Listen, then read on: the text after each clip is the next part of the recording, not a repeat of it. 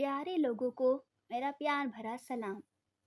आज की कहानी शुरू करने से पहले हमारे चैनल को सब्सक्राइब करें और बेल आइकन को प्रेस करना ना भूलें।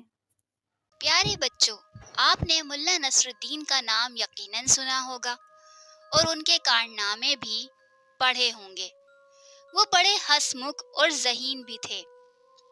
मुल्ला बचपन से ही शरारती थे, मगर उनकी शरारतें बड़ी सुलझी हुई थी। मुल्ला की जब शादी हो रही थी, उन्हें बड़े एहतमाम से दुल्हा बनाकर जब घोड़े पर बिठाया तो वो फरार हो गए। सब बाराती परेशान हो गए। कोई 2 घंटे बाद मुल्ला वापस तशरीफ लाए। बारातियों ने पूछा कि वो फरार क्यों हो गए थे। उस पर मुल्ला ने मासूमियत से कहा, ये दुल्हा के लिए आखिरी मौका होता है, मगर मैं इस ख्याल से आ गया कि आपको खाना नहीं मिलेगा और आप भूखे रहोगे। सभी बाराती मुस्कुराने लगे। एक बार मुल्ला अपने ससुराल गए। उनकी सास मोहतरमा खुद को बहुत चालाक समझती थी। उसने मुल्ला से कहा, बेटा, आप कद्दू शरीफ खाओगे या भिंडी मुबारक पका लूं या पालक पाक पका लूं? इस पर मुल्ला ने मिस्कीन सी सूरत बनाकर कहा, मैं गुनाहगार बंदा हूँ और मेरा वुजू भी नहीं जो इन मुकद्दस सब्जियों के नाम भी लूं। आप कोई बदमाश, नाफरमान और आवारा मुर्गा पका लें। इस पर उनकी सास अपना सा मुंह लेकर रह गईं। मजबूरन उन्हें मुर्गा पकाना पड़ा। मुल्ला एक बार अपनी जोजा मोहतरमा के साथ सफर में थे। उनकी जोजा ने कहा, मुल्ला जी, बहुत प्यास लगी है, कोई अच्छा सा मशरूब ही पिला दें। गधे पर सवार मुल्ला ने कहा, अगली सराय आएगी तो तुम्हें भुना हुआ मुर्ग, इमली वाली चटनी, लेमन वाला सलाद और ठंडा और बेहतरीन मशरूब पिलाऊंगा। इस पर उनकी जोजा ने खुश होते हुए कहा, वाह मुल्ला जी, भुना हुआ मुर्ग, चटनी और इमली का सुनकर मुंह में पानी भर आया है। मुल्ला ने कहा, बस इसी पानी से काम चला लो, घर जाकर पानी पिएंगे।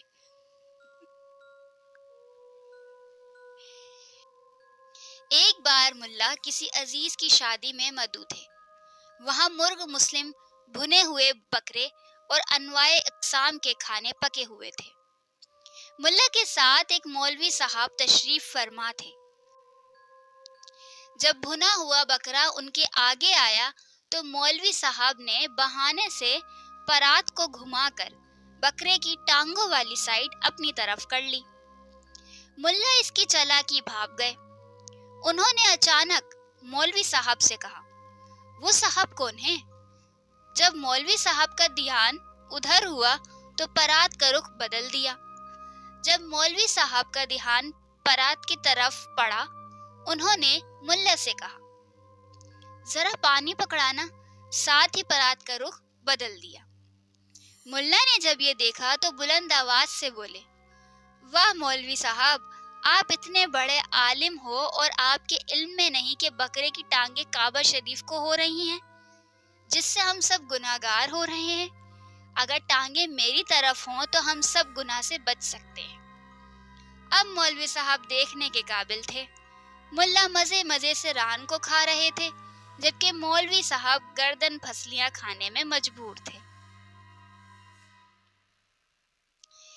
बादशाह की सालगिरह थी।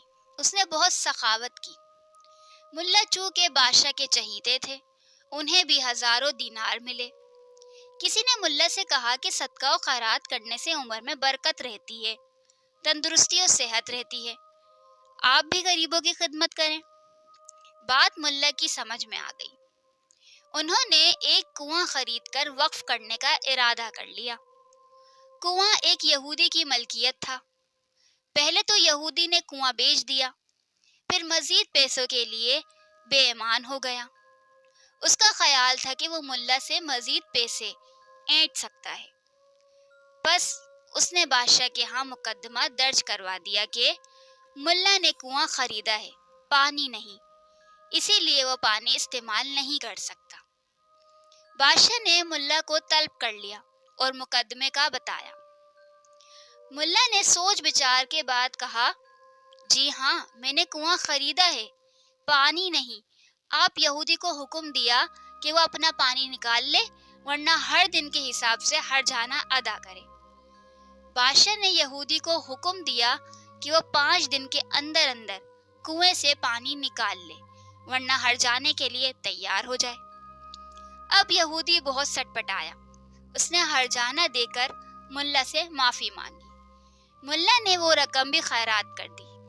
غریب لوگوں نے جھولیاں اٹھا اٹھا کر ملا کو دعائیں دی۔ تو دوستو، آج کی ہماری کہانی آپ کو کیسی لگی؟ اس کہانی کو لائک کریں اور کمنٹ سیکشن میں اپنی رائے سے آگاہ کریں۔